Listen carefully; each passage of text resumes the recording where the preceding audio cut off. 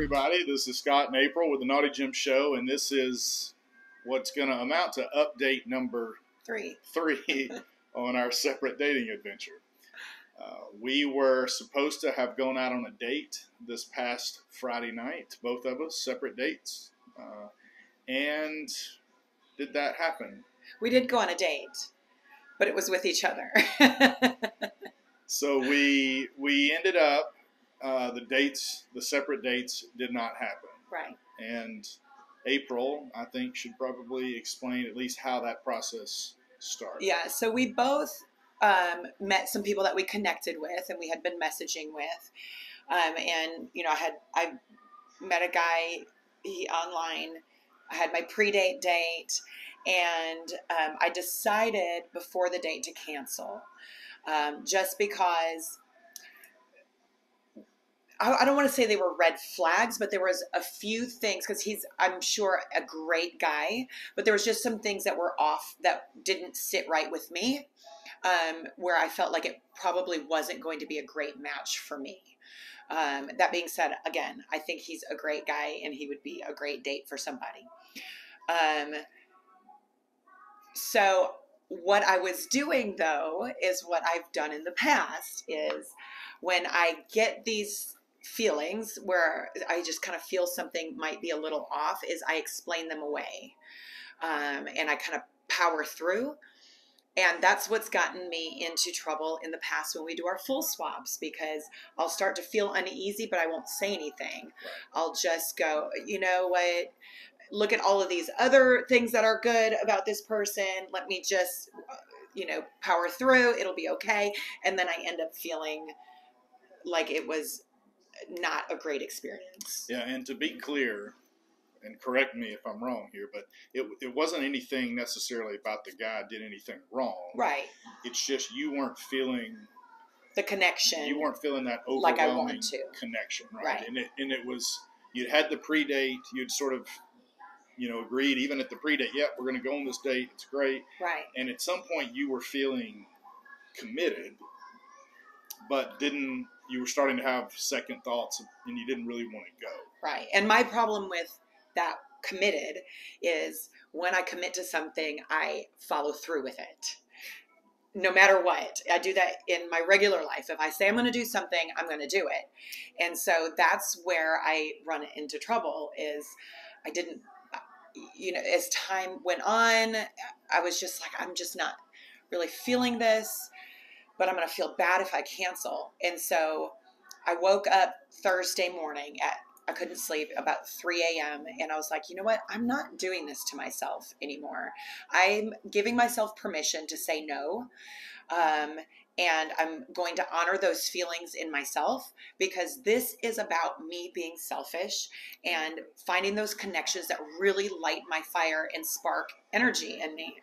And this just wasn't doing it. Well, and I remember asking you the day before that because I could tell that your enthusiasm was starting to wane a bit. Yeah. The days leading up to that.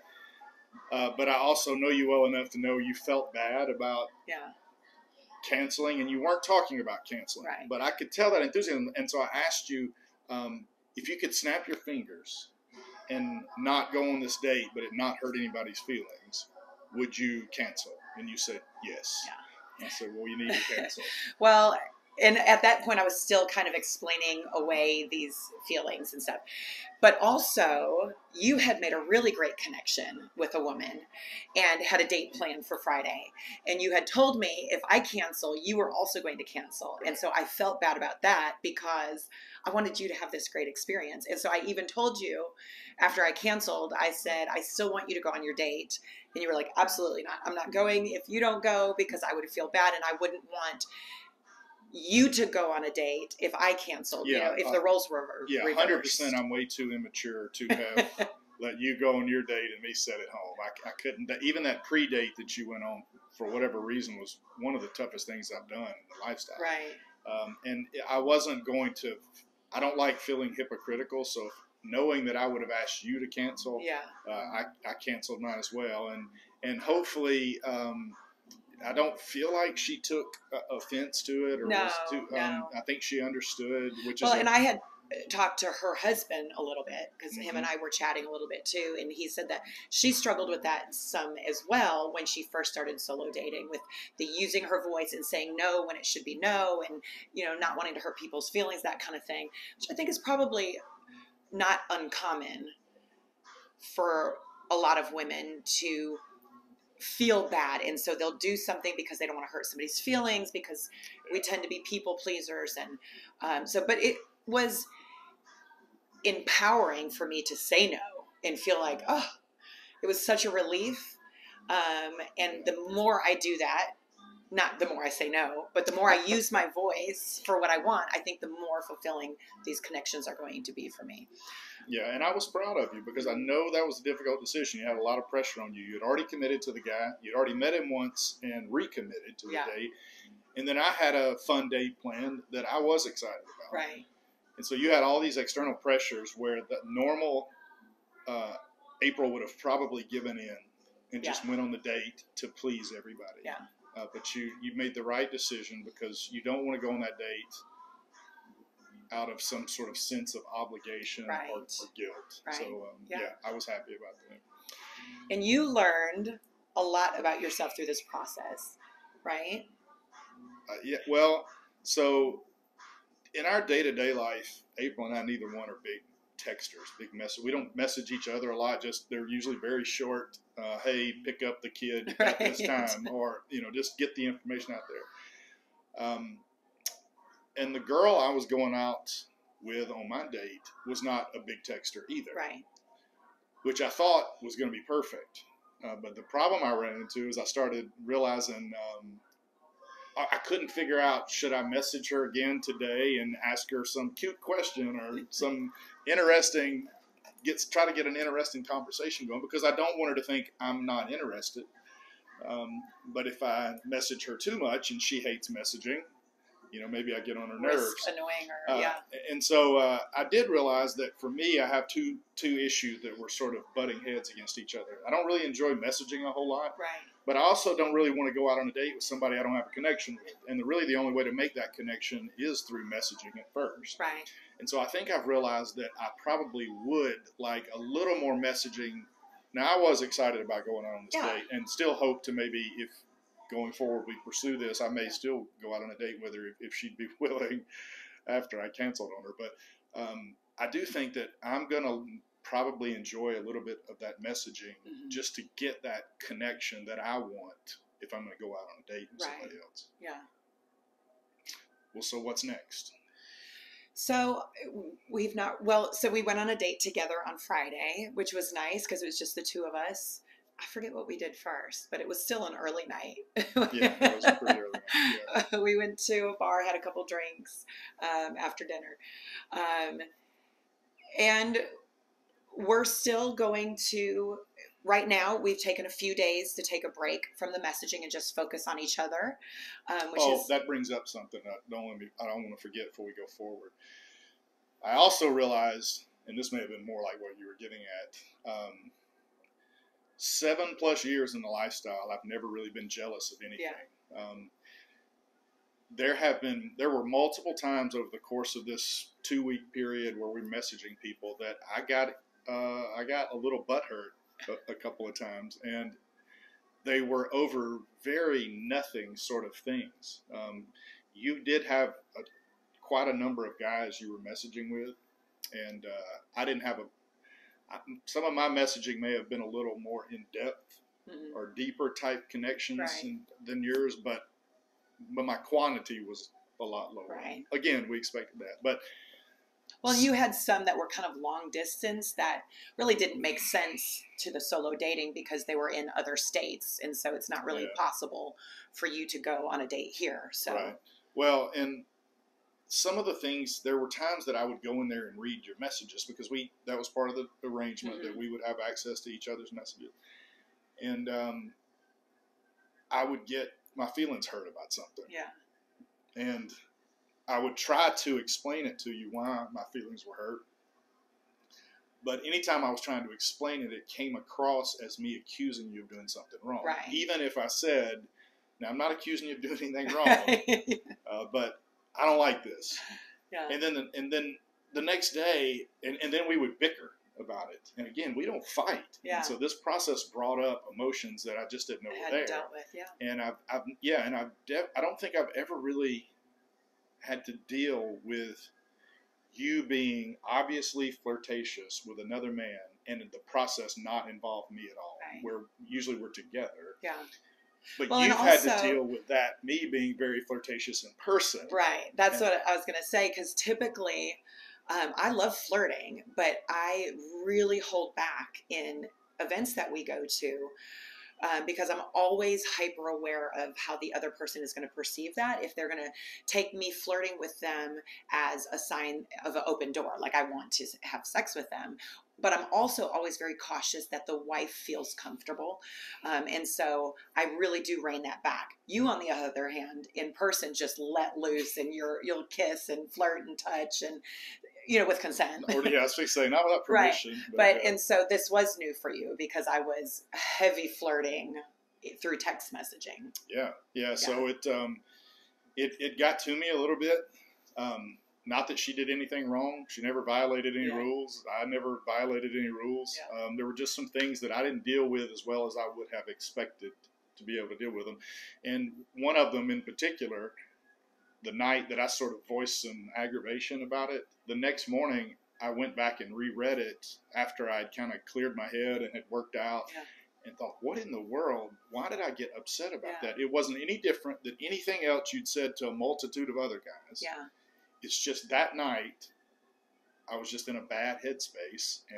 And sometimes we just need to give ourselves that space, though, to process, why am I feeling like this? And it can be moment to moment. You feel something different. And so having a good sleep and putting some time between it and then going back to it and addressing it always seems to help. Well, was any of the flirting I was doing bothering you? Not the flirting, but I think I was a little bit not irritated at you, irritated at some of the men that I was messaging with because it was very superficial. I love how you message and you ask very thoughtful questions. I think I've said this before. And so I guess I was wanting some of that connection because I disconnected from several guys who were just like, let me put it in you. And I'm like, I mean, come on. Now, to be clear, she was enjoying some of that. Oh, yeah.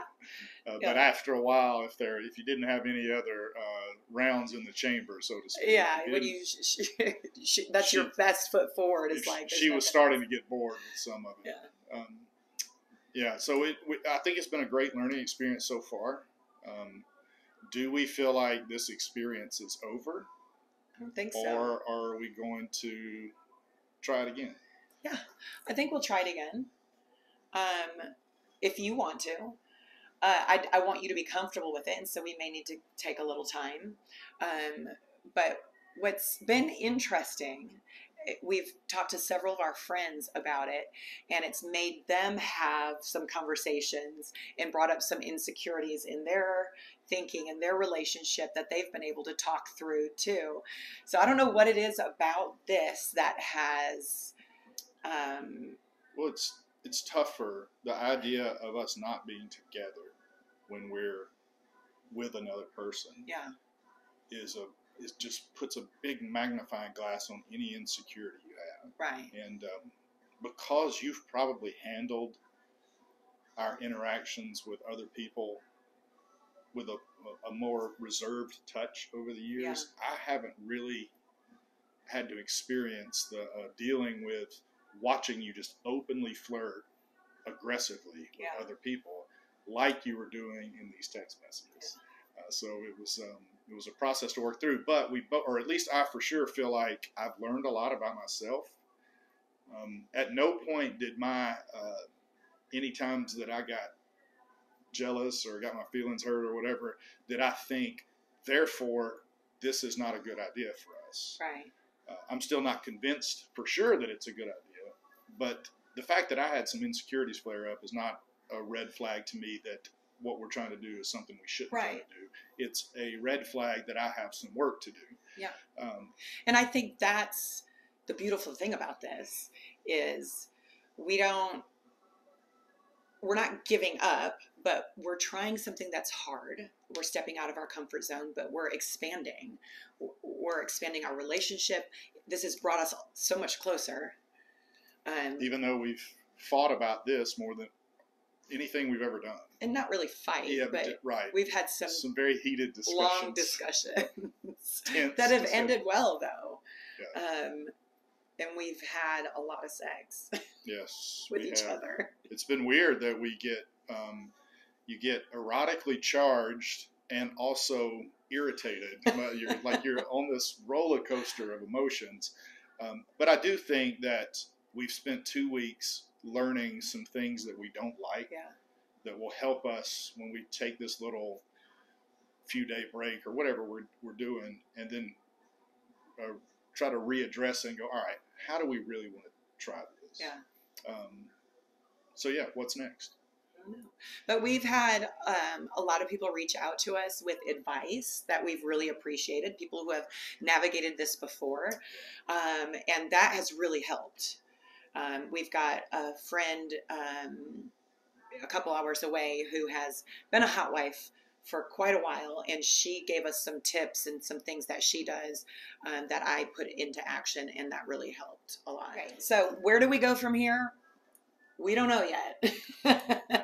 We'll keep you updated. We still have a couple people that we're chatting with together, and so we'll see. Yeah, I think this is me saying this for me. I think we'll end up trying this again. Yeah, I don't think we bombed so badly that this isn't a thing we want to still try. Yeah. But we just realized that some of the rules we put in place may not have worked exactly the way we wanted them to, and some were important, like the group messaging. We both decided that we want to continue having the group messaging. Yeah. And we may go out on a date at some point and realize we want the rules to change again. Yeah. Who knows? But we're doing this together. We're working through it together and trying to do it the right way. And I think even though we didn't have our dates, I think we did a good job of working through a tough scenario. I think so. Without killing each other. And bringing us closer. Yeah. So if we get these separate dates ever lined out, again, we'll do another video about how they go. But in the meantime, we have already filmed the first of our new 10-part series called So You Want to Be a Swinger. And we're interviewing some of the most well-known people in the lifestyle for each of the different 10 parts to talk about different aspects of the lifestyle or consensual non-monogamy that we think would be critical and important for somebody who's new to know before getting started. Yeah. And first up is going to be, we interview Mickey and Mallory from the Casual Swingers. So I'm excited. They're just amazing people, do great things for the lifestyle community. So we'll be releasing that soon. Yeah, soon. This first one was about what is the lifestyle and how we define it and what it means to us. Just a general, huge top-down picture of consensual non-monogamy and the lifestyle. And we have our Be Better at Being Bad week at Hedonism Jamaica, January 6th through the 13th, 2024. So you can go to naughtygym.com to book your week with us. And that week is just going to be jam-packed of education and fun and competition and relaxation and parties and amazing things. We've got just an all-star cast of hosts and speakers that will be there. It's an incredible collection of people that are coming to help with the education and workshops and all the fun parties and all that kind of stuff that we're going to have. All right, guys. It was great talking. Love you, babe. Love you too. Have a good one.